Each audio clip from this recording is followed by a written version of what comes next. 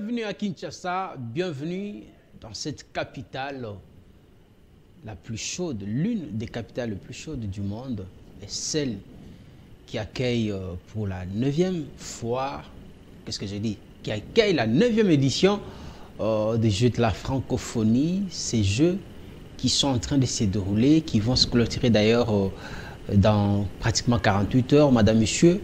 Ça faisait près de 4 décennies que la RDC n'était plus présente sur la scène internationale. Ça, il faut le reconnaître, que c'est depuis l'arrivée au pouvoir de Félix Antoine Tshisekedi que le Grand Congo a renoué avec le grand rendez-vous. C'était d'abord l'arrivée du pape François, un événement, pas le moindre, mais également cette 9e édition des Jeux de la francophonie qui permettent à ce que la RDC soit à nouveau présente sur la scène internationale, et tous les projecteurs du monde francophone surtout sont braqués sur ces grands pays qui a accueilli près de 3500 participants à ces Jeux. Madame, monsieur, je vous dis merci de cette attention que vous accordez toujours à ces plateaux de débats qui vous offrent l'opportunité de connaître ce qui se passe ou ce qui se mijote sur la scène politique de notre pays. Sur ces plateaux, comme vous le savez, il y a toujours des camps différents qui doivent s'affronter. L'Union sacrée est représentée sur ces plateaux par Maître Magali Dossi. Maître, bonjour et bienvenue. Bonjour. Elle n'est plus à présenter, hein, vous comprenez pourquoi je ne suis pas allé dans les détails. Bonjour Monsieur Morgan, je vais me présenter moi-même parce que je représente un parti politique avant tout. Et okay. Donc peut-être qu'il y aura des personnes qui vont me suivre pour la première personne. Vous me laissez le faire alors? Je vous laisse le faire. Alors, elle est coordonnatrice nationale du parti Dynamique Congo Uni, du président Vidier Tshimanga, que nous saluons en passant. Encore une fois de plus, bienvenue. Merci pour l'invitation de ce jour. Je suis encore heureuse de me retrouver face à mon co-débatteur de l'autre fois. Voilà. Que je salue.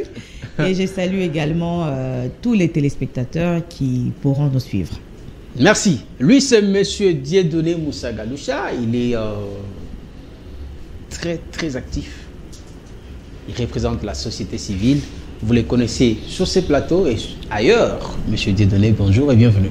Bonjour Monsieur Morgan, je suis très content de retrouver ce magnifique plateau. Je l'ai dit l'autre fois, j'en profite encore pour vous encourager. C'est parmi les rares plateaux que je fréquente qui se trouvent vraiment dans les normes. Merci beaucoup. Votre design, c'est bon, ce qui pousse même à ce que nous puissions venir de temps en temps. Merci. Sans parler également du climat. Ici, on se sent quand même à l'aise. Il n'y a pas beaucoup de chaleur. Et ailleurs, vous retrouvez, vous commencez... Donc voilà, j'en profite une fois de plus pour encourager, pour féliciter Maître Magali. Vous savez que la société civile nous travaille pour la promotion du genre. Et quand vous trouvez des grandes dames intelligentes qui se battent pour pouvoir se confirmer dans des partis politiques, j'espère qu'elle est candidate, même si je ne crois pas aux élections, peut-être que ce n'est pas le terme de ces jours. Mais je la félicite, je l'encourage et tout mon soutien. Et mes salutations aux nombreux téléspectateurs. Je crois que vous avez compris que nous sommes... En tout cas, nous nous efforçons d'être loin de toute polémique, de tous les sujets qui divisent les Congolais. Parce qu'à un certain moment, nous devons nous arrêter et parler nation.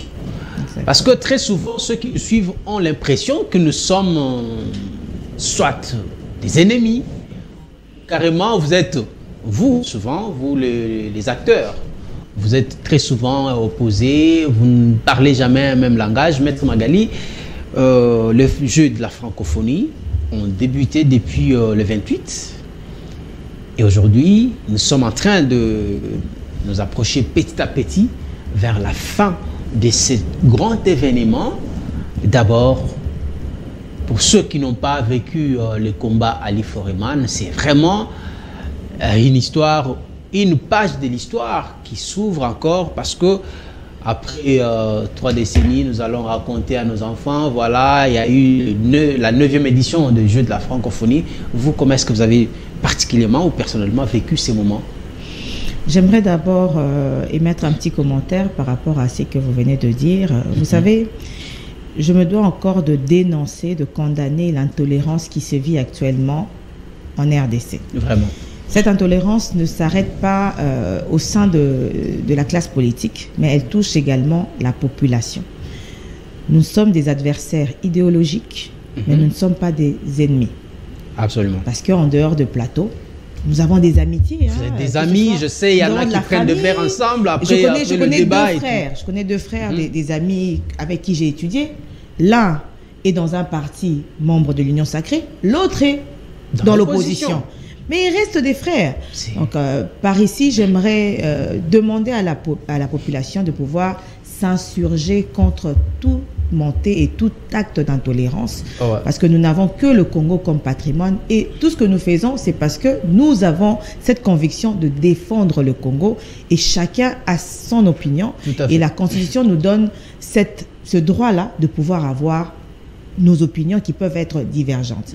Donc par rapport à votre question, j'aimerais d'abord aussi marteler que l'organisation de Jeux de la francophonie n'est pas l'œuvre d'un parti politique.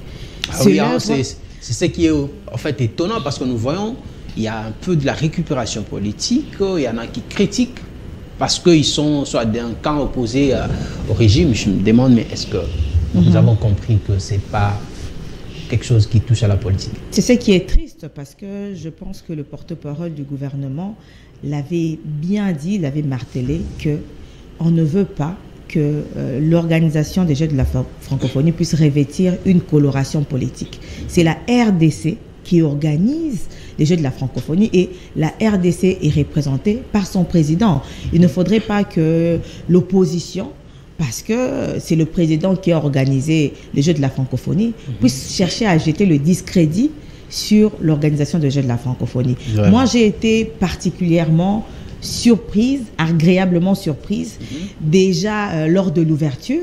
C'est vrai, nous ne nous attendions pas, moi personnellement, je ne m'attendais pas à ce que l'ouverture se passe comme elle s'était passée. C'est un événement grandeur nature. C'est un événement qui n'a jamais eu lieu en RDC. Voilà. Et donc j'étais agréablement surprise et je pense que ces sentiments doivent être partagés par tous les Congolais parce que c'est la RDC qui a réussi là où les ennemis de la RDC s'attendaient à ce que ça soit un fiasco, à ce qu'il y ait des ratés, mais tout s'est bien passé et tout cela contribue à l'amélioration de l'image de la RDC parce que toutes les caméras sont fixées, sont braquées sur la RDC. Très bien. Et certaines personnes découvrent la RDC et ces personnes peuvent venir visiter la RDC. Ils découvrent d'ailleurs que la RDC est vivable parce que depuis très longtemps, il y avait une campagne comme quoi la RDC c'est un pays où ça tire à tout moment, on ne fait que violer, donc rien de bon espèce s'est passé à la RDC. Exactement, exactement. Et donc, si vous allez dans les hôtels, vous allez voir que tous les hôtels sont remplis. Ce sont des expatriés, des personnes étrangères de diverses nationalités qui sont venus découvrir la RDC, qui se sentent à l'aise, qui se promènent, qui se promènent pas à la peur au ventre. Et tout cela contribue à l'image, à redorer l'image de la RDC qui a été longtemps ternie. Alors, vous gardez la parole. Je voulais poser cette question parce que vous avez parlé des hôtels qui sont remplis. Est-ce qu'aujourd'hui, cet événement a rapporté sur le plan financier?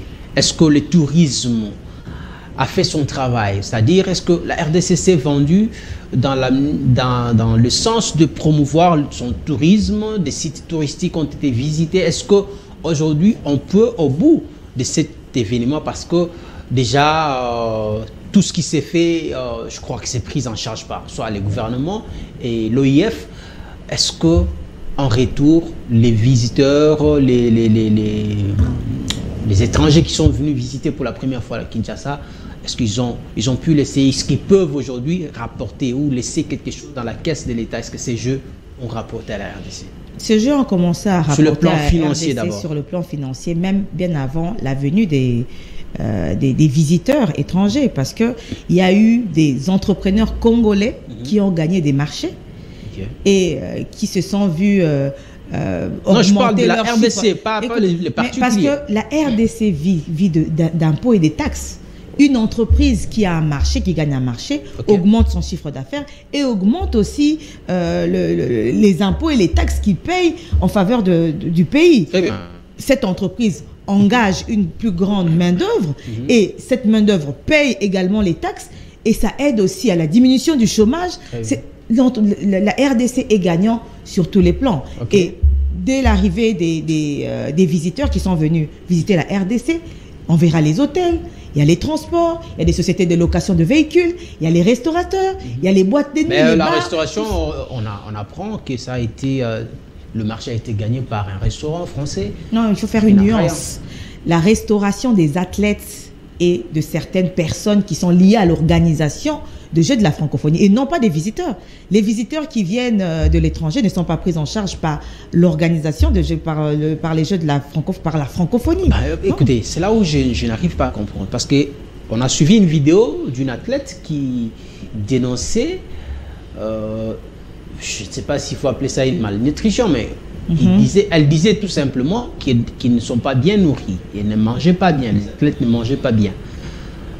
Et comment mettre ça sous le dos de la RDC lorsqu'on sait que c'est la France qui offre, ou ce sont les Français qui ont gagné ces marchés de la restauration? Écoutez, dans toute organisation, il y a des petits couacs, il y a des petites failles, mais c'est comme ça que à la suite de cette organisation, il y aura une évaluation qui sera faite pour voir ce qui a marché, ce qui n'a pas marché. Merci. Mais nous avons vu la même personne qui a fait une vidéo pour réclamer son droit, a fait une autre vidéo pour remercier. Ouais, voilà, elle a remercié là cette fois-là. Parce qu'elle a pu, la présidence. voilà, c'est là où parce je qu'elle ne a sais pas pu. c'est la présidence qui nourrit les Mais athlètes. toute œuvre humaine est imparfaite. La nourriture ne vient pas de la présidence, mais sûrement que la présidence s'est impliquée pour tirer la sonnette d'alarme pour que les choses puissent être organisées. Merci beaucoup, Maître Magali. Monsieur Dieudonné, vous avez suivi également. Je crois que vous aviez peut-être eu la chance de vivre le combat à Henny Foreman qui s'est déroulé en 1974. Ben, si vous n'avez pas eu cette chance-là, c'est-à-dire que c'est le plus grand ou le premier plus grand événement que vous vivez depuis que la RDC est RDC, parce que très souvent on nous parlait de cet événement. En tout cas, lorsque les anciens vous en parlent, vous avez tout de suite vous avez envie de faire un saut dans le passé. Aujourd'hui, je me rappelle, j'étais sur un plateau de télé avec un confrère qui dit: tu sais que je ne réalise pas que ça se passe à Kinshasa. Le feu d'artifice, cette beauté qu'on a vue pendant l'ouverture de ces grands jeux ou ces grands événements, vous l'avez vécu vous aussi, vous êtes Congolais. Comment est-ce que vous vous êtes senti? Dans votre chair, qu'est-ce que vous avez senti?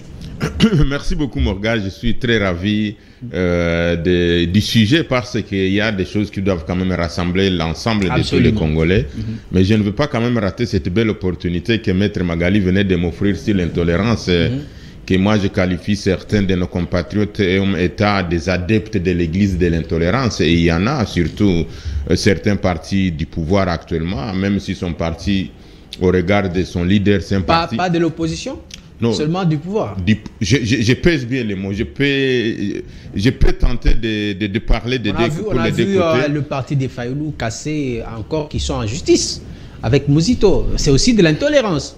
Ça peut être dans un sens comme dans un autre. Oui, ça peut être dans un sens comme dans un autre, mais il ne faut pas confondre ceux qui réclament, ceux qui sont là pour faire respirer la démocratie, pour faire valoir les droits d'expression, de la liberté, à ceux qui ont les manettes de commande, à ceux qui ont le pouvoir, qui en principe devraient se référer à un adage qu'on a déjà dit une fois dans ces pays, Momema qui a Nakate Abundakate. Le pouvoir, c'est un pouvoir important, il faut toujours le consolider, mais n'oublie jamais que le pouvoir est là pour le bien de la population et pour rassembler. Mais ce qu'on constate, c'est vraiment une petite parenthèse, comme vous appelez biscuit, puisque Magali m'a donné ça. L'IDPS, à un moment donné, a exagéré dans l'intolérance, dans des violences à la fois verbales, physiques. Vous vous rappelez ce qu'ils ont fait au Palais du Peuple une fois. Vous vous rappelez ce qu'ils font pour quiconque peut émettre un avis contraire à leur idéologie. L'IDPS n'hésite pas à vous caricaturer, à vous charicaturer. Donc, j'ai toujours dit que l'IDPS, au lieu d'être un levier qui pouvait aider le président de la République à avoir un deuxième mandat, l'IDPS risque d'être un levier qui peut lui faire perdre un deuxième mandat, tout simplement par l'intolérance, par la violence et tout ce qu'il faut. Cependant, il y a quand même ceux qui sont des progressistes au sein de l'IDPS et ils commencent à changer. Quand je comprends Maître Magali dire déjà parler ou condamner l'intolérance, je me dis que la voix que nous, de la société civile, nous avons toujours portée vis-à-vis à ceux qui ont les manettes du pouvoir, de travailler pour la réunification, pour la réconciliation, pour l'unité, pour les valeurs citoyennes et ne pas entrer dans des violences, pour ne pas faire les modèles, pour ne pas faire l'exemple. Donc, je félicite Magali comme il commence à condamner l'intolérance parce que l'intolérance se trouve plus dans des partis. Tout le monde en est victime. Hein? Personne ne peut accepter qu'on les brutalise à cause de son point de vue, à cause de sa position. Donc je crois que ça, voilà, donc, à condamner. Même nous journalistes, nous sommes par voilà, vous rappelez comment est-ce que les... Nous sommes que des arbitres, nous essayons un peu de... Non, vous n'êtes même pas des arbitres, vous venez rendre les faits, donc voilà. Vous faites un bon travail, mais ça, donc, quand vous critiquez l'IDPS, quand vous critiquez le parti qui est au pouvoir, voilà. C'est tout un problème. J'en profite pour donner un conseil à Magali, peut-être en privé, je peux dire, on risquera de vous infliger les votes sanctions. On aime le président de la République, on veut qu'il puisse gagner un deuxième mandat parce que c'est son droit constitutionnel, mais au regard du comportement de certains caciques qui l'entourent et des partis politiques, les autres peuvent se liguer pour dire non, pour ne plus vivre ça, vivre la bataille de PC, mais évoquer que le président ne puisse pas être réélu. Ça s'appelle votre sanction. Retenez cela, mettez dans votre laboratoire. Vous avez l'avantage que je puisse vous le dire. Merci. Maintenant, parlons du sujet de la francophonie. Il faut effectivement saluer et être fier de ce qui vient de se passer ou ce qui continue à se passer dans notre pays. Vous l'avez dit en introduction de votre émission que la Kinshasa, c'est l'une des capitales chaudes de l'Afrique, peut-être même parmi des capitales importantes du monde entier. Ouais. Et donc, c'est à la hauteur, c'est à la grandeur, c'est également à l'image de notre grand et bon pays, la RDC. La RDC, c'est ce pays-là qui se trouve au centre de l'Afrique, ce grand pays, je crois, le troisième en Afrique, qui doit être au centre de tous les événements à caractère mondial et des événements qui peuvent influer sur le monde entier. Et donc, il faut saluer cela, mais il faut souligner que la RDC a toujours porté haut les flambeaux ou les couleurs de l'ensemble de la population congolaise dans les concerts des nations. Vous venez de parler du combat des Foreman. Ça a déjà... Foreman qui a eu lieu en 74. Hein. Voilà, donc ça a déjà eu lieu. Je suis en train de dire des choses qui reflètent l'image, la grandeur de notre pays. Et ça, ce n'est pas la première, c'est un des événements, c'est un levier de plus qui nous pousse à être visibles dans les concerts des nations au niveau mondial. Mais il y en a toujours eu et nous voulons que ça puisse encore avoir lieu. Vous avez parlé de Foreman. Les papes, sa sainteté, ils ont déjà visité la RDC, les Zaïre à l'époque autant de fois. Le pape Jean-Paul II, donc ce n'est pas parce que nous avons eu François Ier qui est venu à l'époque où le président Félix Antoine Tshisekedi Tshilombo a les commandes du pays qu'il faut oublier le passé et qu'il faut croire que ce qu'il est en train de faire peut faire oublier ce que la RDC a déjà réalisé en termes d'événements, en termes en termes de visibilité sur le plan mondial. Et donc vous avez le pape qui a déjà visité la RDC, les Zaïre à l'époque autant de fois. Vous avez, quand on parle de la francophonie, parce qu'il faut mettre le focus, vous avez quand même les sommets de la francophonie qui avait eu lieu ici où on a déplacé... Ouais, mais ici on parle sur le plan d'événements à caractère sportif et culturel. Non, là, moi je ne suis pas dans la logique de pouvoir... Je ne suis pas allé trop dans le c'est-à-dire il ne faut pas dissocier Morgan. Il faut toujours rester sur le focus de la grandeur de notre pays, des événements qui ont déjà marqué le monde entier. Je vous en prie, et vous avez vu autant de chefs d'État se déplacer. Maintenant, si on doit faire la comparaison entre l'arrivée d'autant de chefs d'État qui étaient arrivés ici à l'époque de Kabila, si je ne m'abuse pas, Joseph Kabila. Voilà, vous avez vu quand même des chefs d'État qui se sont déplacés à Kinshasa. Et pour nous, c'était une fierté de voir quand même autant de chefs d'État venir dans notre pays pour...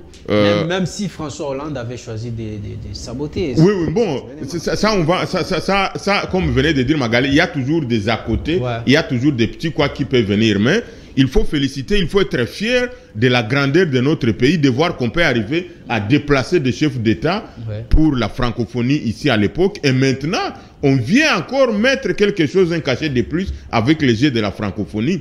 Il faut saluer cela, il faut bravo au président de la République qui a pu parvenir à convaincre ceux qui sont venus, même si certains chefs d'État ne sont pas venus, ne se sont pas déplacés, à part, je crois, un seul président qui s'est... Voilà, qui est venu.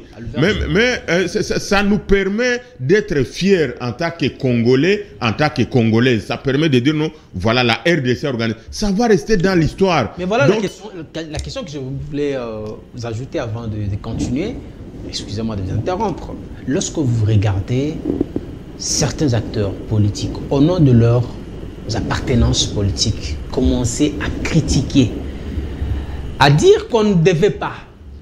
Non, ça c'est du gaspillage. Le peuple est affamé. Vous organisez la francophonie. Pendant qu'on tue dans l'Est, vous ici, vous faites la fête. Est-ce que vraiment...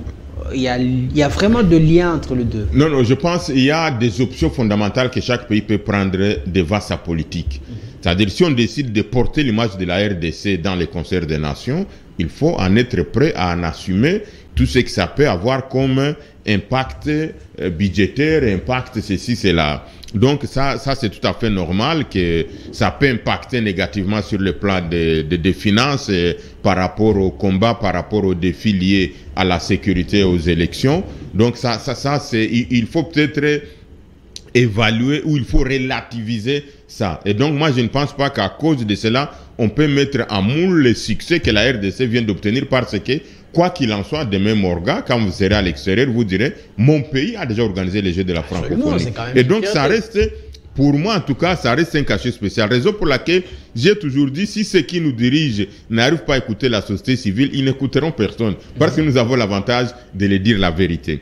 Et donc ça c'est une chose. Deuxième chose qu'il faut saluer, la sécurité quand même a été assurée durant cette période. En tout cas, elle est encore assurée. Hein, et pour moi, on a lancé un message fort à l'extérieur en disant que non, comme nous l'avons toujours dit, Kinshasa, la RDC, c'est un pays hospitalier, c'est un pays où on peut se promener malgré les événements qui venaient de se passer, des kidnappings. Ouais, mais si ça peut créer un psychose dans la tête des Quinois et évidemment des délégations, parce qu'on a vu même d'autres pays se retirer de ces jeux. Hein. Effectivement. Mais si la sécurité a été assurée, ça donne un message fort à l'extérieur et ça peut permettre aux autres athlètes ou aux autres ressortissants d'autres pays de venir ici au Congo, à Kinshasa spécialement pour dire que non, la sécurité est assurée, contrairement à d'autres capitales d'Afrique des pays africains plutôt, où on connaît, où avant de voyager, vous devez hésiter, est-ce qu'il faut partir, il ne faut pas partir. Donc, il faut à un moment donné vendre l'image positive du pays. Et ça, il faut saluer. J'en profite pour saluer les nouveaux commandants de la police ville de Kinshasa, mais également le VPM intérieur, Peter Kazadi, par rapport à ce qu'il vient de réaliser. C'est un exploit, mais la crainte, peut-être en deuxième prise de parole, je peux en parler, il ne faut pas que ça puisse être du feu de paille. Merci. Comme venait de dire Magali, il y a des restaurants qui ont déjà... Espérons que la suite va être, pour ne pas dire que on a nettoyé la chambre parce qu'on est sûr d'avoir des visiteurs, mais quelle va être la suite? Et donc, ça, c'est la question que je voulais poser à Maître Magali. Il y en a qui pensent que c'est une action de charme. C'est-à-dire que vous avez tout simplement voulu soigner les apparences, alors qu'au fond, la sécurité, par exemple, dans les quartiers périphériques, on continue à kidnapper, on continue à égorger par des koulouna. Ça, c'est, en tout cas, j'ai lu ça sur la page de quelqu'un qui est opposé à ce régime. Et aussi, l'inquiétude que vient de soulever M. Dieudonné, celle de la pérennisation des acquis. Aujourd'hui, nous avons des infrastructures qui sont capables d'accueillir de grandes compétitions et nous l'avons démontré. Est-ce qu'aujourd'hui, la RDC, 3, 4 ans, 5 ans après, si on revenait, on va trouver ces infrastructures utilisables? Parce que les gens se demandent, mais est-ce que surtout ces sites-là du Stade Vernet, est-ce qu'on ne va pas voir les maîtresses des tout-puissants, des caciques du régime être installées dans ces appartements? Comprenez? Donc il y a ici une grande question que tous les Congolais doivent se poser, celle de la pérennisation des acquis et de l'entretien de nos infrastructures, parce que c'est un investissement important qu'on a fait là. Avant de répondre à votre question, j'aimerais rapidement ramasser ce que M. Dieudonné a dit par rapport à l'UDPS, par rapport au fait que moi je commence à condamner l'intolérance et par rapport au vote sanction que risquerait de subir le président. J'aimerais ici rappeler à M. Mouchagaloucha que l'intolérance ne provient pas seulement de l'UDPS ou de certains partis au pouvoir. Moi qui vous parle, je vis l'intolérance. Il suffit de passer dans certaines chaînes et de voir les commentaires, des insultes, des critiques. Ça ne vient pas des personnes du pouvoir. L'intolérance, il faut qu'on la condamne parce qu'elle vient de toutes parts. On ne peut pas dire que l'intolérance vient uniquement de l'UDPS. Vous venez de donner même un exemple de ce qui vient de se passer entre Lamouka et Nouvelle-Orléans. C'est une preuve d'intolérance. L'intolérance se vit au sein de la population congolaise, même au sein de ceux qui ne sont pas... aux leaders qui sont en train d'attiser le feu dans le sens de montrer une mauvaise image à la population, comme si vous étiez des ennemis. C'est la défaillance de nos partis politiques qui ont échoué, qui devraient encadrer leurs militants. C'est l'une de leurs missions aussi. Exactement, qui devraient encadrer leurs militants et militantes pour les former aux valeurs citoyennes. Parce qu'une personne qui a des valeurs citoyennes ne va pas verser dans l'intolérance. Et cela n'est pas seulement, j'aimerais ici insister, parce que souvent les gens parlent de l'UDPS. Certes, il y a certains éléments isolés de l'UDPS ou d'autres partis qui sont des personnes inciviques, qui sont des personnes intolérantes. Mais ils ne sont pas uniquement dans l'UDPS. Ils parlent du vote sanction parce que les gens vont voir tout autour du chef de l'État qu'il y a des personnes qui versent dans l'intolérance. Mais ces personnes vont voir que le président lutte contre l'intolérance et que tout autour du chef de l'État, la majorité n'est pas constituée des personnes qui sont intolérantes. Il y a des cas isolés. Il y a toujours des moutons noirs. Et ce n'est pas à cause de ce mouton noir qu'on va sanctionner le chef de l'État négativement, qu'on ne va pas lui donner un autre mandat. Merci. Par rapport à votre question de pérennisation des acquis, de jet de la francophonie, déjà, avant de toucher à ça, j'aimerais parler sur le niveau de la sécurité. Nous avons un nouveau VPN qui a une nouvelle vision, qui a une nouvelle façon de faire les choses, qui nous a donné des résultats en peu de temps. Il s'agit de sa volonté, de sa détermination de mettre fin, même si ça ne sera pas totalement, parce que la criminalité zéro n'existe nulle part, mais là, de mettre à mal la criminalité, les organisations criminelles, et il le fait, et ce n'est pas uniquement pour les Jeux de la francophonie, mais je pense que c'est sa vision, et il s'est donné cette détermination, il s'est donné les moyens d'y arriver, et il est en train d'y arriver. Ce n'est pas que après les Jeux de la francophonie, nous allons retomber encore dans l'insécurité. Non, parce qu'il a commencé à le dire dès le moment qu'il a été nommé. Il y a lieu de se poser cette question. C'est aussi une crainte. Et on aimerait savoir si cela ne pourra pas se passer comme ça. Je pense qu'il n'a aucun intérêt de relâcher les choses. Il a plutôt intérêt de continuer dans le même élan. Et je pense que dès le moment qu'on l'avait nommé à la tête de ce ministère, c'est le langage qu'il a tenu. Il a dit qu'il s'en va en lutte, en guerre contre la criminalité et nous voyons déjà les premiers résultats. Quant aux acquis, que ce soit des infrastructures et autres, c'est maintenant aux bénéficiaires parce que tout ce qui est gymnase, omnisport va aller au ministère du sport. C'est le ministère. C'est maintenant au ministère. Mais ces appartements seront gérés également par le ministère ou ça sera mis en location comme... Mais ça sera géré par le ministère. Après, le ministère verra est-ce que ça sera mis en location. Là, ça sera au ministère qui va sûrement peut-être nommer un gérant ou ça sera les gestionnaires du stade omnisport de Martyrs parce que ça a changé d'appellation qui va gérer. Et nous attendons de ces gestionnaires de pouvoir gérer à la hauteur, de pouvoir entretenir ces infrastructures qui ont coûté beaucoup d'argent aux Congolais. Parce que c'est l'argent du contribuable congolais de gérer ces infrastructures en bon père de famille, que ce soit les ambulances qui vont être données, remis aux infrastructures de santé. Ils devront aussi, ces hôpitaux, gérer ces ambulances en bon père de famille. Et donc, nous attendons qu'on puisse désigner des personnes compétentes, capables de pouvoir préserver ces acquis que nous avons acquis difficilement. Très bien.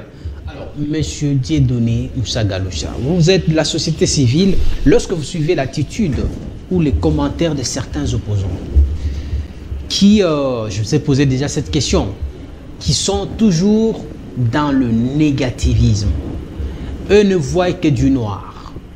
C'est-à-dire que pour eux, tout ceci, c'est juste... ça, ce sont les apparences qu'on essaie de soigner. Mais le vrai problème, il est là et il reste. Est-ce que parce que le pays est en guerre, est-ce que parce que le pays... on tue dans l'est du pays, je l'ai dit, en guerre, voilà. C'est pour autant qu'on doit rester en deuil, ne plus rien faire, et voilà, c'est fini. C'est comme ça que ça doit se passer ou comment? Bon, quelle attitude doit avoir le président de la République? Parce qu'on les compare souvent à Zelensky, hein?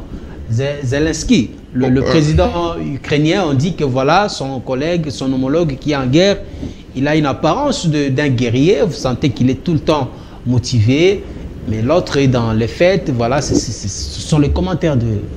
Je pense que tout est communicationnel. Moi, personnellement, qui vous parle, je suis de l'Est, donc quand vous parlez de la situation de guerre chez nous, je suis touché, je ne peux pas dire plus que tout le monde, mais je suis concerné en chair par rapport à ce que nous vivons dans cette partie importante de la République. Et donc, nous avons toujours demandé qu'à un moment donné, il faut qu'on puisse réfléchir, il faut qu'on puisse avoir une vision d'ensemble, qu'on puisse avoir une compréhension, je peux dire même l'unanimité sur cette question de l'Est, raison pour laquelle je l'ai déjà proposé plusieurs fois par rapport aux deux défis majeurs que nous avons sur le processus électoral, sur la situation sécuritaire à l'Est du pays, qu'on puisse avoir l'occasion d'avoir une vision d'ensemble, qu'on puisse avoir une unanimité autour du président de la République pour dire voici ce que nous pensons pour cette situation de l'Est, pour que la guerre se termine, pour qu'on ne puisse plus continuer à enterrer les gens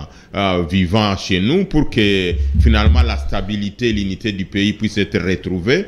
Donc il est important que les chefs de l'État puissent écouter, effectivement, comme vous venez de le dire, l'opposition, les acteurs de la société civile et même certains de la majorité présidentielle ou de l'Union sacrée, parce qu'eux aussi sont préoccupés pour voir comment cette guerre peut se terminer. C'est une guerre qui concerne toute la République démocratique du Congo. Et donc, à un moment donné, de la même manière, nous parlons du bien pour les jeux de la francophonie, l'image de la RDC qui vient d'être soignée à l'extérieur du pays. De la même manière, nous devons être en mesure de parler, d'avoir une voix d'ensemble pour qu'on puisse voir comment est-ce qu'on peut finalement terminer cette guerre de l'Est, quelles sont les recettes que les uns et les autres peuvent apporter. Donc, ceux qui critiquent, ceux qui donnent des propositions, ceux qui font des suggestions, ceux qui interpellent, ceux qui passent dans des médias pour faire les cris d'alerte, les cris de détresse par rapport à cette situation, ils ne le font pas pour le plaisir de le faire, ils le font pour attirer l'attention de ceux qui nous dirigent, de ceux qui ont les manettes, ceux qui ont les commandes du pays, pour pouvoir écouter finalement, pour dire non, il y a ce problème qui est à l'est du pays, voudriez-vous nous écouter, Excellence, Monsieur le Président de la République, pour qu'ensemble on puisse savoir désormais quelle est l'approche que nous avons. Est-ce qu'il faut arrêter tout ce qu'il faut faire pour le pays, pour qu'on se concentre d'abord sur la situation de l'Est du pays? Il vous souviendra que je l'ai déjà dit, merci d'abord pour la question, j'ai déjà dit qu'à un moment donné, si on décide de terminer la guerre, on peut même arrêter l'enseignement. On dit non, une année blanche pour toutes les universités, on fait une formation, on prend des réservistes, on dit d'abord nous devons mettre fin à cette situation pour que ça ne puisse plus continuer à être une épine ou une graine de sable dans les chaussures que nous portons tous les jours. C'est chaque fois... Vous oubliez que la guerre, on sait quand ça commence, mais on ne sait jamais quand ça finit. Quand vous parlez d'une année, c'est sur base de quelle stratégie militaire que vous allez mettre en place pour qu'on mette fin à la guerre, à une guerre asymétrique que nous vivons dans l'Est dans une année? Non, effectivement, vous êtes en train de me rejoindre, Morgan. Moi, j'ai lancé l'idée. Non, c'est sur base de cet exemple que j'aimerais vous poser cette question de précision. Effectivement, moi, je lance l'idée. Je ne suis pas technicien de guerre, je ne suis pas non plus militaire. Okay. Vous non plus. Peut-être que c'est une guerre qui peut se terminer dans 6 jours, dans une année, ou dans 6 mois, ou dans 3 mois. Peut-être, si on arrive à mobiliser... Disons-nous quand même. Non, Morgan, permettez. Je vous laisse continuer. C'est vous qui modérez, mais. Je vous laisse continuer. Non, Morgan. Ne me faites pas perdre l'idée. Prenons quand même la grande République démocratique du Congo. Aujourd'hui, près de 100 millions d'habitants. Prenons les pays qui nous agressent. Autant, je crois, ils ne sont même pas à 23 millions d'habitants. Prenons l'armée que nous avons. Les Congolais, comme tant que la mobile militaire congolais, au moins la mobile penza. On prend tout ça. Prenons ce que nous avons comme argent. Prenons ce que nous avons comme ressources minières. Prenons ce que nous avons comme stratégie même. On parle toujours, les Rwandais utilisent des jolies femmes. Elles ne sont pas plus belles que les nôtres congolaises. On parle que les Rwandais utilisent ceci ou cela. Ils ne nous dépassent. Moi, je l'ai dit, j'affirme haut et fort et j'assume mes propos même jusqu'à plus tard. Les Rwandais n'ont pas beaucoup de capacités plus que nous. Si les Congolais, nous mettons ensemble, nous décidons, non, vraiment, et les qui, trop c'est trop. On y va ensemble d'abord, Tosili Sabilo, la preuve est que les M23 n'existait plus. Mais n'oublions pas quand même ça. Le président de la République, son Excellence Félix-Antoine Tshisekedi Tshilombo, a prêté serment quand la RDC était. Il n'y a aucune partie qui était occupée. Aucune. Et donc, il est toujours possible, sûr et certain, je pèse les mots, si un seul village donne les mots. Mais le M23, c'est dans quelles conditions le M23 a été dissous? C'était sur base d'un accord. Et selon les informations à notre possession, c'est lorsque Tshisekedi refuse de mettre en application cet accord que cette guerre a recommencé. Comment est-ce que vous pouvez affirmer que le M23 était fini alors que ce qui est fini ne peut jamais renaître avec autant de... Vous savez, l'avantage que j'ai, Morga, c'est que je connais la période que nous traversons. Okay. Je suis très méticulé, je parle des termes que je peux être en mesure de prouver. Merci beaucoup. Je repèse bien les mots. Le président de la République a prêté serment. Il n'y avait aucun village qui échappait au contrôle du gouvernement central. S'il y en a, prière me le dire. Les accords, je ne peux pas parler. Attendez, je sais qu'il y a eu des élections, pas toute la République. Je parle bien que le président de la République... Dans l'est du pays, il y a des localités qui n'ont pas voté. Il ne faut pas confondre ça. Je suis en train de dire. C'est ça, échapper au contrôle. Il y avait la question d'Ebola à l'époque où il y avait beaucoup de petits problèmes par rapport... Non, pas de la sécurité, pas seulement l'Ebola. Non, je parle bien que quand le président de la République a prêté serment, il n'y a aucun village. Vous pouvez aller vous documenter. Il n'y a aucun village. Je parle pas même un groupement. Pas même un territoire. Il n'y a aucun village qui échappait au gouvernement central en termes de l'unité, en termes de l'intégrité territoriale. Merci beaucoup. Maître Magali, pour M. Dieudonné Mouchagaloussa, il faut tout arrêter. Arrêter de faire la fête, surtout quand ça tire. Non, il faut prendre des options. Non, mais laissez-moi le dire à ma manière. D'accord. J'essaie de dire ce que vous avez dit, mais avec mes mots. C'est-à-dire, pour lui, on peut aujourd'hui se décider. Cette guerre n'attend qu'une décision. Il dit, si on se décide aujourd'hui, on dit, on arrête tout. Allez, tout le monde, on va à la guerre. On va au front. Tous ces caméramans, vous cessez d'être caméraman, allons-y là-bas. Okay. Allons en découdre avec le Rwanda. Cette guerre va finir. Et il a chuté par quelque chose d'important. Félix Tshisekedi est arrivé au pouvoir. Aucun village n'était occupé, n'échappait au contrôle. Si je dois en tout cas reproduire ce qu'il a dit. Alors comment faites-vous pour dire que tout va bien alors qu'après 5 ans ou après 4 ans de votre mandat, le pays a perdu beaucoup en termes d'occupation. Aujourd'hui, il y a une grande partie dans l'est du pays qui est occupée par le M23, par le Rwanda. Il faut appeler les chats par son nom, parce que c'est le Rwanda qui occupe cette partie du pays. J'ai beaucoup aimé les questionnements de M. Mouchagaloussa. Il a dit, si nous prenons notre pays comparativement au Rwanda, d'abord sur le point de vue de la superficie, sur le point de vue de la démographie, sur le plan de vue du budget, nous sommes de loin supérieurs au Rwanda. Mais pourquoi cette guerre n'arrive pas à prendre fin? Parce que cette guerre ne peut pas se terminer uniquement sur le plan militaire. Déjà, il faut étudier notre armée. Nous avons quelle armée? Une armée issue de brassage et de mixage. En plein affrontement, nous avons vu des éléments de FARDC se désolidariser des FARDC pour aller rejoindre les M23. Est-ce que dans 4 ans, on ne peut pas faire restructurer l'armée, faire tous ces travaux? C'est ce qui est en train d'être fait. C'est ce qui est en train d'être fait, mais c'est un long processus parce qu'il faut identifier les traîtres. On ne peut pas commencer à écarter les gens sur base de leur faciès. Ça serait discriminatoire. Il faut mener des enquêtes minutieuses et approfondies pour démasquer les traîtres. Parce que ce sont ces traîtres qui donnent des informations au camp adverse. Nous avons vu, je pense que c'était Bunagana. Bunagana, les FARDC ont quitté Bunagana, il n'y a pas eu de tir. Pourquoi? Parce qu'il y avait des complices au sein des FARDC. On doit d'abord rendre notre armée, nettoyer notre armée, pour faire de cette armée une armée forte et dissuasive. J'ai l'impression que ce nettoyage va prendre beaucoup de temps. Parce que mais là... écoutez, nous ne savons pas le faire par baguette magique, c'est impossible. C'est impossible. Parce qu'on ne sait pas savoir si tel est un traître ou tel n'est pas un traître. Okay. On ne peut pas enlever tous les militaires qui sont issus de brassage et de mixage. Ça doit se faire de manière méthodique. Et je pense que c'est ce qui est en train d'être fait. Okay. Et la solution à cette guerre est également diplomatique. Parce que quand je suis le raisonnement de M. Mouchagaloussa, le Rwanda seul ne peut pas faire face.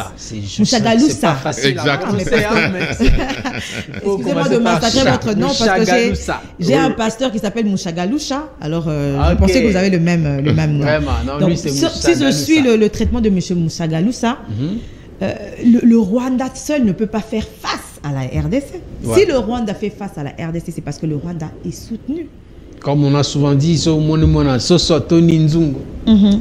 Maman Nazanase. Voilà. Et même le président Macron l'a dit, il a parlé de plusieurs forces extérieures. Et le président parle de forces obscures. Et donc, diplomatiquement, nous devons avoir des alliés pour renverser la tendance. Voilà la question que j'aimerais vous Et ajouter. donc, par rapport à votre question, j'aimerais remonter à votre question. Si tous les Congolais vont se concentrer à l'Est pour livrer bataille à l'Est, c'est pour laisser alors les autres frontières ouvertes. Au moins et permettre au Rwanda de pouvoir s'attaquer. Eric, il y en a les autres, l'Asie qui peuvent aller là-bas, ils peuvent aller faire le travail. Vont rester. Ce sont des jeunes, ils peuvent aller là-bas et d'abord... Des jeunes sans formation militaire. Le Congo est majoritairement jeune. Oui. Ça, on a près de 60% de jeunes. Donc, si on prend 40% de jeunes, ça peut faire l'affaire. Mais écoutez, il faudrait que ces jeunes déjà, parce qu'il y a eu un appel qui a été lancé par le président oui, de la ça, République. il faut saluer, on a vu quand même il y a eu des une jeunes, réponse importante de la population. Cette réponse n'est pas à la hauteur. Et aussi important. La marche qu'on vient de voir avec le militaire qui ont fait une marche d'endurance, c'était intéressant. La réponse, elle est bonne, elle est forte, mais elle n'est pas à la hauteur des enjeux parce que nous avons un grand pays. Avec 5 millions d'habitants, 1 million, on doit avoir au moins 1 million d'hommes de troupes. Avec 9 frontières des voisins qui peuvent être des amis aujourd'hui, mais qui peuvent devenir des ennemis demain. Donc il faudra qu'on puisse sécuriser nos frontières pour que nos frontières ne soient plus poreuses. Et pour cela, nous avons besoin d'un effectif efficace qui sera à la hauteur des enjeux. Et donc les jeunes doivent continuer à aller rejoindre l'armée, le rang de l'armée, pour défendre le pays. Mais voilà la question que je voulais vous poser. Vous avez dit ici, très bien d'ailleurs, que cette guerre n'est pas que militaire. Elle est aussi diplomatique. La solution à cette guerre. Voilà, la solution... Bon, il y a multiples solutions à cette guerre. On doit aller on doit aller au front, on doit aller également sur le front diplomatique. Exactement. Tout ça pour arriver à trouver une solution et mettre fin à cette guerre. Alors, quand vous dites cela, ça laisse savoir ou ça laisse entendre que vous avez déjà toutes les cartes en main. Vous avez déjà compris le problème. Parce que dès lors qu'on connaît le problème ou la cause du problème, donc on a une partie des solutions. Pourquoi est-ce que ça continue à traîner alors qu'on sait déjà comment est-ce qu'on peut finir ou mettre fin à cette guerre? Je pense que tout Congolais sait que le projet ou le plan de la balkanisation de la RDC ne date pas d'aujourd'hui. Et nous avons vu, lorsque le président est arrivé, les opposants et certaines personnes qui n'ont pas compris sa logique ont beaucoup critiqué les déplacements du chef de l'État. Alors que ces déplacements étaient également pour pouvoir se faire des alliés. Mais Monsieur Dieudonné n'est pas d'accord avec vous. Il a son point de vue, moi j'ai le mien. Je pense qu'il va respecter mon point de vue. Même il est de ceux qui pensent que le chef s'est baladé tout simplement pour voir la beauté des villes. Vous savez, lorsqu'un chef d'État se déplace pour aller voir un autre chef d'État, alors qu'il pouvait envoyer son premier ministre ou le ministre des Affaires étrangères, ça laisse transparaître... Diplomatiquement, c'est fort. Oui, ça laisse transparaître l'intérêt que porte ce chef de l'État à ce sujet, sur ces sujets. Et donc, le chef de l'État avait sa stratégie qui a porté des fruits parce qu'aujourd'hui, on a la levée du régime de la notification préalable, qui était un embargo déguisé. Et donc, c'est une victoire de cette diplomatie. Aujourd'hui, à travers le monde, les voix commencent à s'élever de plus en plus pour condamner l'agression par le Rwanda. Parce que pendant longtemps, on condamnait les crimes, qu'il y a des personnes qui sont tuées en RDC, mais on ne citait pas nommément le Rwanda. Mais maintenant, les voix sont en train de se lever de plus en plus. Mais j'aimerais revenir par rapport à ce que M. Musagallousa a dit au sujet de la guerre du M23, plutôt des M23 qui avaient été mis hors d'état de nuire sous le président Kabila. Oui, et ça, il a dit, hein, c'était fini. Mais ce n'était qu'un leurre. Ce n'était pas le M23 n'avait pas été totalement défait à ces conflits. Parce que nous voyons qu'aujourd'hui, le Rwanda est des fois premier producteur de certains minerais dont son sol ne regorge pas. Mais même pendant ce moment d'alchimie, où le M23 n'existait plus, le Rwanda continuait à être premier producteur de ces minerais. Comment exploitait-il ces minerais? Nous avons vu à Bunagana, lorsque la force régionale a pris possession de Bunagana, qu'est-ce que la population a dit? Certains membres du M23 sont restés à Bunagana de manière déguisée. Ce sont des personnes qui ne sont jamais parties totalement, qui n'ont jamais quitté totalement le sol congolais. Ils étaient là en attendant de voir les accords qu'ils avaient signés avec le pays continuer à être appliqués. Et lorsqu'ils ont vu que leurs accords ont été mis à mal, nous avons vu ce que ça a donné. Il y a eu montée de crimes, de viols, de tueries, parce que leurs intérêts ont été mis à mal.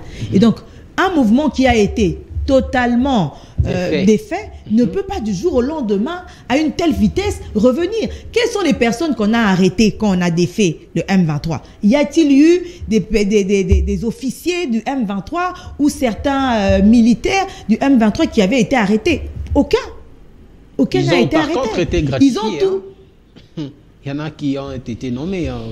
Malheureusement. C'est la grande difficulté que nous éprouvons sur le plan de notre armée à cause de ces accords qui nous ont emmenés des infiltrés au sein de l'armée. Très bien. Vous pouvez répéter votre question parce que vous avez posé une question. Une question, c'était celle de savoir. Quand vous parlez, on comprend très bien que vous avez déjà toutes les solutions. Vous savez déjà. Vous connaissez la cause de cette guerre ou de cette agression. Pourquoi ne pas directement s'attaquer à la cause, attendre que les choses continuent, que la situation pourrisse ou que les Congolais continuent à mourir? Je pense que tous les Congolais sont en train de voir qu'il y a des actions qui sont en train d'être posées. Nous avons vu la loi de la programmation militaire pour donner les moyens suffisants à notre armée. Nous avons vu l'achat des équipements militaires, la diplomatie qui continue. Mais c'est ça, là, les solutions qui sont en train d'être données aux problèmes qui sont à la base de cette agression. Ce n'est pas comme si le gouvernement ne faisait rien. Nous avons intérêt à être grands parce que nous sommes réellement un grand pays. Monsieur Dieudonné Musagallousa, Maître Magali pense que cette solution d'envoyer les jeunes dans l'Est n'est pas efficace. Donc on peut continuer à vivre normalement. Bon, elle a dit dans ses... vous avez déformé. Moi j'utilise toujours mes mots. Vous l'avez déformé. J'utilise toujours mes mots. Ok. Donc c'est-à-dire qu'elle est opposée à cette logique. Les jeunes sont là, ils peuvent répondre à l'appel, mais cela ne doit pas nécessairement pousser l'État à décréter une sorte d'état d'urgence ou d'état de guerre pour qu'on arrête tout et qu'on se concentre sur la guerre. Bon, même si elle n'a pas dit exactement ce que j'ai dit. Mais ça, je l'ai dit avec mes mots. Oui, non, j'ai compris que vous l'avez dit d'une autre manière, mais l'idée finale, c'est celle-là. Ouais. Je pense que je venais de dire ici, je dois me faire bien... comment il faut dire? Je dois encore m'expliciter plus. Je parle qu'il faut prendre des options. Je ne parle pas nécessairement qu'il faut prendre tous les jeunes, mais c'est l'une des options sur laquelle on peut envisager pour trouver des voies pour finalement terminer cette guerre à l'est de notre pays. Et donc, moi, je ne suis pas militaire, mais je peux faire des propositions comme tout citoyen congolais qui est révolté. Praticiens pour qu'ils en mettent en musique. Et voilà. Et je pense que... Oui, le président de la République, s'il est bien entouré, parce qu'à un moment donné, nous avons vu qu'il avait des multitudes de conseillers qui ne produisaient pas un travail important, s'il faut dire, au regard des défis majeurs de notre pays. Mais s'il est bien entouré, s'il a de bons conseillers, heureusement qu'à l'époque, quand je disais qu'il avait beaucoup de conseillers qui ne produisaient pas un travail, il y a des gens qui me disaient non, le président de la République peut avoir même 1000, 2000 conseillers, mais au finish, j'en profite pour reconnaître le président de la République qui a finalement écouté, il a réduit finalement son cabinet pour avoir quand même un nombre réduit par rapport à ses conseillers. Et donc, si le président de la République a un desk spécialisé avec un focus sur cette situation, ils peuvent prendre en compte tout ce qu'on fait comme proposition, tout ce qui parle de telle option, en les reconcentrant sur les 3 possibilités. Alors, comme venait vite parce que comme venait de le dire Maître Magali, l'option militaire, l'option politique et l'option diplomatique. Donc, si on exploite toutes les 3 voies, il est possible d'y arriver. Et quand je parle de ses collaborateurs, j'en profite quand même pour pouvoir féliciter le président de la République pour un bon choix. Je pense, je pèse les mots, je l'assume. Je crois que c'est la toute première fois que le président de la République a fait un bon choix dans les nominations, dans les ordonnances. Des éléments principaux. Dans quel domaine, par exemple? Les conseillers spéciaux en matière de sécurité. Oui, c'est pas parce que je le connais un homme intelligent, un homme intègre, un homme digne, un homme visionnaire, un homme de sciences, le professeur Jean-Louis Essambo, qui m'a donné le droit électoral à l'école de formation en Afrique centrale sur des questions électorales. Je pense que c'est quelqu'un qui va apporter un plus en termes de services, en termes de conseils, en termes d'orientation, en termes d'appui. Et là, j'ai... Merci. Loussa Disso, qui est à l'ANER maintenant. Oui, je pense quand même... et un petit élément, ça allait m'échapper. Une seconde. Même ceux qui ont des lunettes à double foyer, qui ont l'habitude d'analyser les ordonnances du chef de l'État, celui-ci est de telle origine, celui-ci est de tel coin, au moins pour cette fois-ci, vraiment, bravo à ça. Ils sont confus. Non, de ces côtés. Si le président de la République continuait de cette manière... Mais il faut aussi signaler, cette question, c'est parfois une erreur que beaucoup commettent. Les noms, parce que Maître Magali l'a dit ici, concernant l'armée, on ne peut pas enlever quelqu'un ou les soupçonner d'être traître tout simplement parce qu'il a une morphologie. Vous comprenez? Il y a aussi des gens qui portent des noms kassaïens, mais qui ne sont pas forcément kassaïens. Donc cet amalgame, les gens doivent arrêter un certain moment. Oui, mais au moins les services ont anticipé sur ça. Merci il n'y aura beaucoup. pas de gens qui vont le dire. Non, et si le président de la République continue ainsi... Mais il n'y a pas aussi de mal à nommer un kassaïen. Non, je n'ai pas dit ça. Moi, je n'ai pas dit... Non, Morgan, j'ai dit ceux qui ont l'habitude... Oui, c'est ça, je m'adresse à ceux-là. Avec leurs lunettes là. À ceux-là qui sont tout le temps en train de voilà, ils sont en train de dire... Lunettes à double foyer. Maître, on est en train de dire que si le président faisait ainsi depuis longtemps et qu'il peut continuer comme ça, son image ne serait pas au bas de l'échelle. Merci beaucoup, monsieur Dieudonné. Je crois que c'est la compétence qui doit être mise en exergue. Que vous soyez kassaïen, que vous soyez... Katangais, je crois que si vous êtes compétent, on doit faire appel à vous. Donc, on n'a pas besoin de mettre les gens de côté tout simplement parce qu'ils sont dans la région du chef. Non. Alors, on doit parler de la commémoration du génocide congolais. C'est l'un des génocides les plus oubliés au monde. Aujourd'hui, on voit dans le pays qui ont connu ces genres d'atrocités, prenons le cas du Rwanda à côté de nous, ils ont maintenant... un site consacré à la mémoire des victimes, où on va se recueillir. On a vu le chef de l'État, accompagné de la distinguée première dame, commémorer cette journée à la place des évolués. Mais la question qu'on se pose aujourd'hui, est-ce que c'est le début de la prise de conscience? Est-ce qu'aujourd'hui, c'est le début de quelque chose? Est-ce qu'on peut espérer qu'à partir de la commémoration, quelque chose... Est-ce que c'est un déclic pour l'éveil des consciences des Congolais? Pour que finalement, qu'à chaque fois qu'on pensera à nos morts, que ceci soit comme un élément déclencheur qui va booster notre patriotisme, qui va booster notre résilience pour résister à ces ennemis qui ne nous laissent pas en paix finalement. Je pense que c'est un autre pas qui vient d'être fait dans la bonne direction. C'est un plus. Parce que dans ce pays, nous avons vu des mouvements citoyens, nous avons même vu le président dans chacun de ses discours condamner l'agression, condamner les milliers, les millions de morts que la RDC continue d'enregistrer. Mais c'est un plus parce que c'est une sorte de sensibilisation, de mobilisation de l'opinion tant nationale qu'internationale pour dire que ces victimes ont droit à une réparation, ces victimes ont droit à un procès. La RDC a droit à connaître la vérité. La population congolaise doit connaître la vérité. Qui sont réellement les auteurs de ces crimes et pourquoi ces auteurs ne sont pas sanctionnés alors qu'il y a des rapports qui incriminent clairement le Rwanda.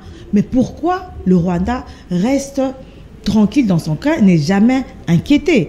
Et donc c'est un pas vers la bonne direction. Oui. Et une partie de la population, certaines personnes qui peut-être la jeunesse, qui n'étaient pas au courant de ce qui s'est passé, de ce que le pays a enregistré comme drame, parce que c'est un drame, va connaître l'histoire de ce pays, parce que ce crime fait partie de l'histoire de ce pays et vont aussi se lever pour exiger que la vérité soit faite sur ces crimes. Merci.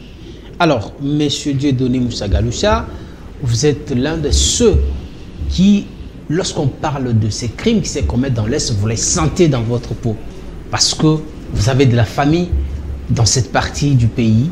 Vous avez des victimes de cette barbarie, de cette méchanceté des ennemis de notre pays. Aujourd'hui, voir le garant de la nation commémorer cette journée aux côtés des victimes, et lui-même s'est prononcé sur cette affaire. Il a dit que plus jamais ceci ne devra être ou rester impuni, où les auteurs ne peuvent plus s'attendre à ce qu'ils soient amnistiés ou encore brassés, ou je ne sais pas comment. Cette période de traiter favorablement les bourreaux est passée, il faut l'oublier. Est-ce qu'on peut dire aujourd'hui que c'est le début de quelque chose? Oui, effectivement, il faut saluer cela et les soutenir. C'est malheureux de pouvoir vivre, de se rappeler de tout ce qui s'est passé. Moi-même qui vous parle, j'ai échappé plusieurs fois à l'époque à ça. D'ailleurs, c'était mon organisation à l'époque, on était spécialisé plus dans les droits de l'homme. Les Kojetski qui avaient dénoncé les femmes qui ont été enterrées vivantes à Mwenga. Vous rappellerez cela sur RFI. C'était mon organisation et c'est nous qui avions fourni des éléments pour ça. Okay. Donc, beaucoup d'éléments positifs par rapport à ça. C'est-à-dire, ça permet finalement d'éveiller le monde entier pour avoir une idée, pour savoir ce qui s'est passé dans notre pays en termes de ces génocides qu'on ne veut pas parler de temps en temps. Mais aussi, ça permet d'alerter, d'avertir qu'il faut qu'on mette fin à cela. Comme vient de le dire Maître Magali, il ne faut plus que cela se répète dans ces pays. Et donc, vous savez que d'autres pays attirent, même si ce n'est pas ça l'objectif. Vous, si vous prenez les Rwandais, s'il est ce qu'il est aujourd'hui, c'est parce qu'il continue à vendre l'image du génocide auprès de la communauté internationale pour attirer leur compassion. Et chaque fois... Est-ce que ce n'est pas le moment aujourd'hui pour que nous puissions aussi vendre? Parce que nous avons perdu plus que le Rwanda. Bon, non, nous avons perdu beaucoup plus que les Rwandais. Et nous continuons à perdre. Est-ce que nous voulons vendre cela? Je ne pense pas. Mais je pense plutôt que nous voulons faire honneur. Nous voulons que ceux qui sont partis dans ces génocides ne puissent pas partir pour rien. Qu'on puisse continuer à savoir qu'il y a des gens qui ont versé leur sang, qu'il y a des gens qui ont été victimes à cause des richesses de notre pays, puisque la vérité c'est que parmi tant d'éléments qui font que la guerre continue à être à l'Est, c'est l'exploitation de nos matières minières, comme venait de le dire Magali, donc des ressources minières que nous avons.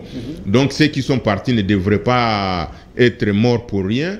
Le fait de commencer à les commémorer, donc c'est aussi une manière de rendre hommage à tout ce qu'ils ont subi, mais aussi pour avertir aux générations à venir, pour pouvoir aussi alerter le monde entier que non, voici ce que la RDC a déjà subi, il ne faut plus jamais ça, et donc il faut que ça puisse être commémoré de cette Très manière.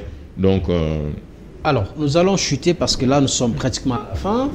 Il nous reste quelques minutes. Maître Magali, vous avez suivi d'abord la nomination par ordonnance présidentielle de quelques, d'abord des conseillers, du conseiller spécial en matière de la sécurité, mais également du nouveau AG de l'ANER.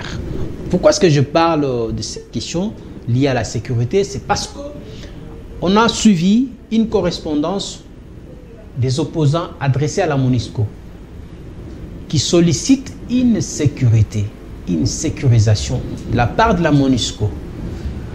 Parce que pour certains de ces opposants, ils ne sont pas en sécurité face à ces régimes. Le régime Tshisekedi est en train de les traquer. Étant candidats déclarés, hein, il faut dire qu'ils sont encore déclarés parce que jusque-là, la CENI n'a pas encore réceptionné leur dossier ni validé. Étant candidats déclarés à l'élection présidentielle, certains pensent qu'ils sont devenus la cible. Et ce régime est en train de vouloir les éliminer à tout prix, même physiquement. Est-ce qu'on peut espérer aujourd'hui que l'avènement de ces nouveaux AG et du conseiller en matière de sécurité va apporter quelque chose de nouveau? Parce qu'on a vu, on a quand même déploré une certaine manière d'arrêter et de dévoiler même l'intimité de certaines personnalités qui ont été interpellées. Est-ce qu'on peut croire aujourd'hui que l'arrivée de ces deux-là peut booster quelque chose dans la bonne direction? Vous savez, l'opposition, malheureusement, verse souvent dans la victimisation. Ils cherchent toujours à discréditer le pouvoir parce que nous savons et nous avons vu les opposants faire le tour de la RDC sans être inquiétés. Certes, il y a eu un incident. Il y a eu M. Delis Esanga qui a été agressé. Et nous condamnons cette agression. Oui, nous condamnons cette agression parce que ici, il faut savoir que ces candidats qui sont en train de faire cette démarche auprès de la MONUSCO pour une protection spéciale sont déjà protégés. Ils ont des policiers congolais qui assurent leur sécurité. De la MONUSCO, c'est ce qui m'a intéressé, hein, parce qu'elle a estimé que la sécurité, c'est avant tout l'État qui doit l'assurer. Exactement, exactement. Au fait, ils cherchent à discréditer le pouvoir et à faire croire à l'opinion internationale que le pouvoir n'arrive pas à sécuriser les personnes ainsi que leurs biens. Alors que ces mêmes personnes, comme je venais de le dire, leur sécurité sont assurées par la police de mon pays, de la RDC. Et donc, ce sont des personnes qui sont sécurisées. S'ils veulent une sécurisation plus grande, ils savent vers qui tourner pour avoir, je ne sais pas, peut-être augmentation d'effectifs pour leur sécurité, peut-être parce qu'ils ont une crainte légitime, mais je ne vois pas à quel moment les opposants ont été inquiétés. La sécurité des opposants n'ont jamais été inquiétés. Vous vous imaginez si tous les opposants, s'il y a peut-être, si tous les candidats présidents de la République, demain peut-être il y aura 10 000 candidats présidents de la République, et si ces 10 000 candidats présidents de la République doivent être protégés par la MONUSCO, est-ce que la MONUSCO a les moyens d'assurer leur sécurité? C'est la question Je pense que nous en avons parlé ici. Le VPN, Peter Kazadi, est en train de faire ses preuves. Le pays est en train de subir une sécurisation approfondie, si ça se dit, la sécurisation, en tout cas des mesures sécuritaires, de nouvelles mesures sécuritaires qui ont été prises, dont les résultats sont là. Mais les résultats ne veut pas sont que ça probants. soit uniquement pendant cette période et puis après Non, je pense qu'on l'a dit tout le long de cette émission on veut que cela soit pérenne, que ce ne soit pas uniquement pour la francophonie. Très bien. Et donc pour moi, c'est que les opposants sont en train, la démarche des opposants est juste une démarche pour s'attirer encore la sympathie de la population et alarmer et alerter comme ils veulent bien le faire et ils sont spécialistes en ça, alarmer et alerter l'opinion internationale. Merci beaucoup.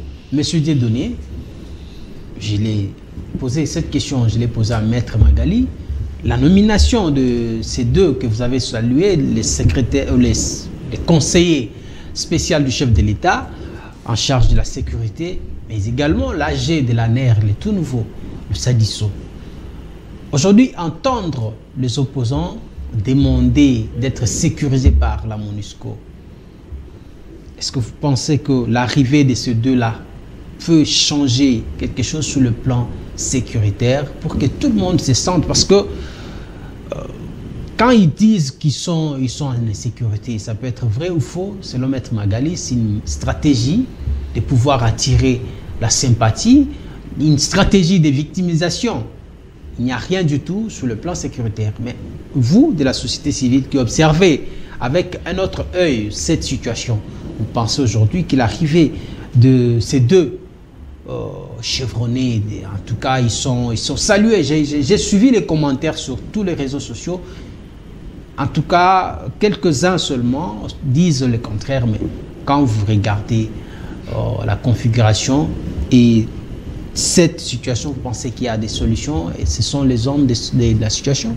Oui, personnellement, je pense que ce sont des hommes de la situation. Quand vous prenez, j'étais en train de le dire, je peux revenir sur ça en une seconde.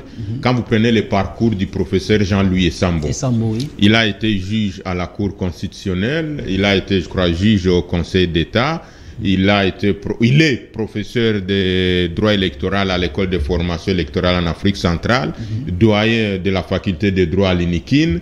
Il a fait un bref passage à la CENI, même si beaucoup de gens ne savent pas, c'est là dans les coulisses. Il a été directeur de cabinet du ministre de l'Intérieur. Donc, il a déjà assumé beaucoup de fonctions qui lui permettent d'avoir une idée de ce qu'il faut faire pour que finalement les chefs de l'État puissent prendre de bonnes décisions par rapport à la situation sécuritaire de notre pays. Mais également, quelqu'un comme Jean-Louis Essambo, il est aussi un homme intelligent, mais un homme socialement bien. Il a la capacité, il a la possibilité de pouvoir recueillir les observations, de pouvoir écouter les gens pour finalement dire « Ah, je comprends par rapport à ça, il faut faire ça » au regard des deux défis majeurs. Les défis d'ordre électoral qu'il maîtrise parfaitement bien, les défis d'ordre sécuritaire où il a déjà fait beaucoup de passages, donc il peut quand même avoir une vue d'ensemble sur ces questions pour conseiller le président de la République. Parce que, vous savez, les questions des droits de l'homme, on ne joue pas avec ces questions-là. Si les candidats commencent à réclamer d'être sécurisés, c'est parce qu'effectivement, nous, comme société civile, comme organisation des droits de l'homme, on a remarqué que la situation des droits de l'homme devient de plus en plus délétère dans notre pays.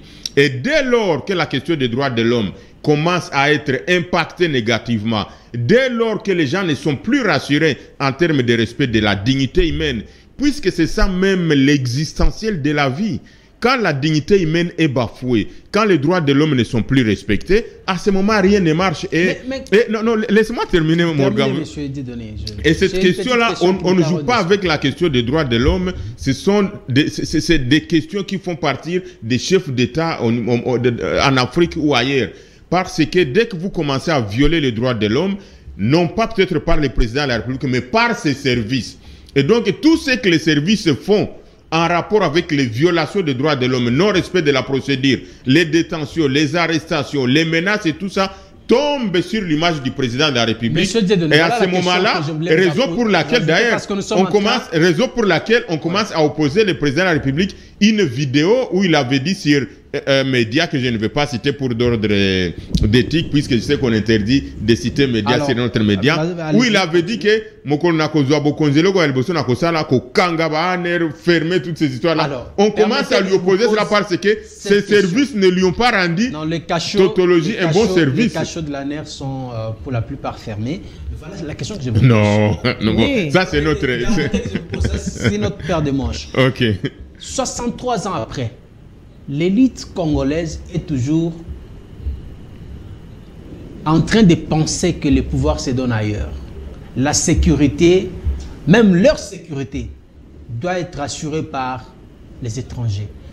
Pourquoi? Sachant qu'il y a un président de la République qui est le garant de la sécurité des personnes, des Congolais et de leurs biens, pourquoi ne pas se tourner vers le chef de l'État, lui dire, monsieur le président, assurez la sécurité parce que vous en avez la mission, vous en avez les devoirs constitutionnels, assurez la sécurité de nous, candidats que nous sommes, bien que challengers, bien que vos adversaires, vous devez nous sécuriser. Bon, pourquoi aller c'est ridiculiser? Parce que la réponse de la chef de la MONUSCO, en tout cas, c'est vraiment, il les a tournés en dérisoire. Bon, est-ce qu'il faut parler de ridiculiser? Est-ce qu'il faut parler... Il vous dit, mais vous devez savoir que la sécurité, c'est d'abord l'État qui doit vous l'assurer. Absolument, absolument. Donc, je crois qu'il y a beaucoup de choses qu'on peut dire par rapport à votre question qui peut constituer toute une émission. Voilà. D'abord... Mais résumez-vous, parce qu'on est vraiment... Donc, je pense que la première chose, nous devons être en mesure, puisque c'est ça la mission d'ailleurs régalienne de tout pouvoir, de sécuriser les personnes et de leurs biens. Voilà. Si à ce moment-là, les gens ne sont plus confiants, les gens ne sont plus rassurés de cette sécurité, à ce moment, ils ne savent plus à quel sens se vouer. Est-ce que ce n'est pas de la surenchère? Quand on entend Matata dire que c'est parce que je n'ai pas voulu intégrer l'union sacrée, c'est parce que je n'ai pas voulu retirer ma candidature, alors qu'on voit la candidature de Matata à la députation. Comment est-ce qu'un candidat sérieux peut être candidat député et dire qu'il fait peur à Tshisekedi? C'est comme ça que Tshisekedi est en train de les traquer. Non, je pense, je l'avais dit une fois que l'union sacrée était une blanchisserie. C'est-à-dire des gens qui pensaient être en difficulté pour se protéger, ils partaient à l'union sacrée. Est-ce que Matata, le fait de ne pas intégrer l'union sacrée, fait qu'on puisse les poursuivre? C'est ce qu'elle lui dit. C'est lui qui le dit, peut-être qu'il a des éléments. Mais moi, comme je l'ai toujours dit, je connais le contexte, la période que nous traversons plutôt, je reste sur les faits. J'évite d'entrer dans des commentaires subjectifs ou rationnels. Il est vrai que Matata est poursuivi. Est-ce qu'il est poursuivi, oui ou non? Il est poursuivi. Est-ce qu'il a intégré... Non. Oui ou non? Non, j'y arrive. Est-ce qu'il a intégré l'union sacrée ou non? Il n'a pas intégré l'union sacrée. Donc, quand vous prenez ces éléments, il est possible toutes choses restant égales à elles-mêmes. Donc, par ailleurs, on peut conclure que ce qu'il a dit est vrai. Merci beaucoup. Maître Magali, vous poursuivez Matata Ponyo parce qu'il a refusé d'intégrer l'union sacrée. Il a refusé de retirer sa candidature qui fait peur à Félix Tshisekedi. Voilà pourquoi vous les poursuivez avec un procès sous lequel la Cour s'était déjà prononcée incompétente. Pourquoi ces méthodes que vous avez décriées sous Kabila, vous les appliquez aujourd'hui? Nous ne poursuivons pas Matata parce qu'il a refusé d'intégrer l'union sacrée, parce qu'il n'y a eu aucune démarche qui a été faite dans ce sens. Il dit qu'il a été contacté. Par qui? Non, mais écoutez, il ne révéler les noms des gens ici. Attendez, c'est trop facile de dire qu'on a été contacté. Lorsqu'on a été contacté, il ne faut pas avoir honte de dire j'ai été contacté par telle personne. Parce que moi, je ne crois pas. Non, il protège peut-être une personne qui... relations personnelles une personne qui veut se défiler devant la justice, une personne qui a fait... Nous avons vu tout ce qu'il a fait, tous les stratégies qu'il a montées au Sénat pour que les sénateurs puissent porter sa position, pour que les sénateurs puissent ne pas le livrer en votant pour la levée de ses immunités. Une personne qui ne se reproche de rien. Pourquoi cette personne chercherait à se soustraire de la justice? Ce n'est pas...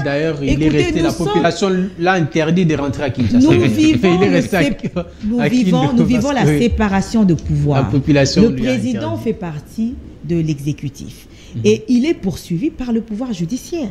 Il n'y a aucune manipulation, il n'y a aucune interférence. Est-ce que ce sont des dossiers qui ont été montés? Est-ce que ce sont des griefs qui ont été créés? Ou est-ce que M. Matata, on reproche un certain nombre de faits à M. Matata, et M. Matata cherche à tout prix à se dédouaner, cherche à tout prix à ne pas être inquiété, et il met sa casquette de candidat président de la République en avant, en disant que c'est de l'acharnement, c'est parce qu'on ne veut pas, il représenterait une menace contre il est le pouvoir, candidat sérieux écoutez, qui peut battre Tshisekedi. Mais vous savez que la posture que prend M. Matata le discrédibilise vis-à-vis de la population. Comment ça? Parce que tant qu'il ne sera pas jugé, la population aura toujours un doute sur son innocence. Mais la Cour avait dit qu'il ne peut pas être jugé. On va le juger pour quel fait? Écoutez, la Cour, il s'agit de deux faits commis pendant qu'il était Premier ministre. Aujourd'hui, il est sénateur. Monsieur Morgan, vous pouvez me suivre, il s'agit de deux requêtes totalement différentes. Alors, la première requête, la Cour constitutionnelle a été saisie par le procureur pour certains griefs qui étaient établis contre la personne de l'ancien Premier ministre. Et la Cour s'est déclarée incompétente. La même Cour a renvoyé les dossiers à la Cour de cassation qui l'a ressaisi sous une autre requête en demande d'interprétation d'une disposition de la Constitution. Et la Cour s'est déclarée compétente pour connaître du cas d'un ancien ministre. Il n'a fait que comment dirais-je, expliciter une des dispositions de la Constitution. Et donc, il n'y a aucune contradiction. Et donc, on ne peut pas dire que monsieur Matata ou aucun Congolais ne peut ne pas avoir un juge naturel. C'est ça ce qu'on se demande aussi, monsieur. Non, mais il ne peut pas dire que lui, il ne peut pas être déféré devant un juge naturel. Et donc, la posture qu'il est en train de prendre montre clairement que c'est une personne qui a peur parce que cette personne se sait avoir été à la base d'une mégestion, à la base d'une escroquerie, à la base d'un vol. Parce que c'est les millions de dollars de la population congolaise qui a été détourné. Nous voulons connaître la vérité. Écoutez, monsieur Morgan, la justice, elle est là pour laver la personne. La justice, lorsque vous avez des démêlés judiciaires, ce n'est pas que vous allez certainement, nécessairement être condamné. Vous pouvez aussi être acquitté et être lavé. Merci beaucoup. Monsieur Dieudonné, quand Maître Magali parlait de cas Matata, c'est vrai qu'on parlait des opposants, mais il y a ces cas qui semblent être intéressants pour vous. Parce que quand il dit, comment imaginer ou comment comprendre que un Premier ministre, un ancien Premier ministre soit-il, n'ait pas de juge et que Monsieur Matata, pendant tout ce temps, il ne se défend pas pour n'avoir rien fait ou pour n'avoir rien pris à la République, mais il se défend pour ne pas comparaître. C'est ce que lui est en train de dire. Non, pourquoi continuer à me poursuivre alors que la Cour avait dit que je ne suis pas poursuivable? Oui, je pense effectivement, mais je crois qu'il y a un lapsus qui est passé par Maître Magali quand elle dit que Matata fait de l'escroquerie. Je sais qu'elle est une bonne avocate, je crois que ça... C'est quelque chose qui a aussi échappé. Longtemps que ce n'est pas encore... l'affaire n'est pas encore traitée, comment est-ce que ne pas suppiter aller dans tous les sens? Je voulais effectivement... Concluez rapidement, vous avez une minute. Nous voulons connaître la vérité. Voilà, bon.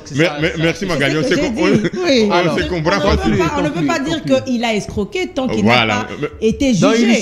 Mais il ne doit pas chercher à se soustraire de la justice. Il est de la présomption d'innocence. Voilà, bravo maître, bravo. J'aime... Il est à moitié voleur, à moitié innocent. Non, j'aime beaucoup la souplesse de Maître Magali. Alors moi, je pense que pour Matata, il y a trois choses à dire rapidement, quelques secondes. D'abord, quand on a inculpé Matata, il n'était pas au pays. Donc, il n'a pas fait la justice. Les gens oublient ça. Matata était, je crois, conseiller spécial. Mais maintenant, il est à Kindu, il refuse de rentrer à Kinshasa. Non, venez d'aider la population, les blocs. Donc, mais vous êtes sûr que s'il avait envie de prendre son avis... Non, moi, je t'ai dit que je parle des faits. Je t'ai dit, Morgan, moi, je t'ai dit que je parle des faits. Je ne suis pas dans les supputations. Les faits sont là, la population l'a bloqué. Oui ou non? La population l'a bloqué. On dit non, on ne veut pas que tu ailles là-bas parce qu'on n'a plus confiance de ce qui peut t'arriver là-bas. C'est la population qui l'a fait. Autre élément, il faut rappeler Matata, quand on l'a inculpé, il était en Guinée, il avait une belle fonction là-bas, conseil spécial ou particulier du président de la République. Mais cette population est au-dessus de la justice. Mais on va y arriver. Mais il a décidé de venir affronter la justice dans son pays. Il est revenu en RDC. Il faut quand même saluer cela. Deuxième chose, la procédure, maître le sait très bien.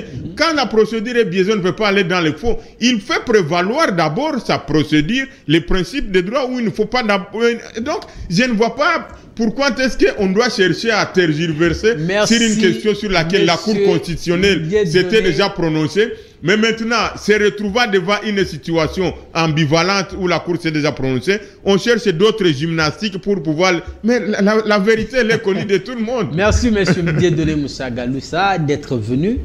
Sur ces plateaux, vous êtes toujours les bienvenus. Merci pour ce débat. En tout cas, très, très sportif. Un débat sans attaque personnelle. En tout cas, merci de votre contribution. Maître Magali, à vous également, merci. C'est moi qui de vous votre remercie. Disponibilité et surtout de la pertinence dans vos interventions. Merci. Merci beaucoup. Je vous ai dit ça au début de l'émission, que lorsqu'une femme tient quand même face à un homme, il faut féliciter. Parce qu'il y en a qui ne veulent pas affronter les hommes sur le plateau. Madame, messieurs, c'est toujours un plaisir de vous présenter ces plateaux. Je vous retrouve le jeudi prochain. Au revoir.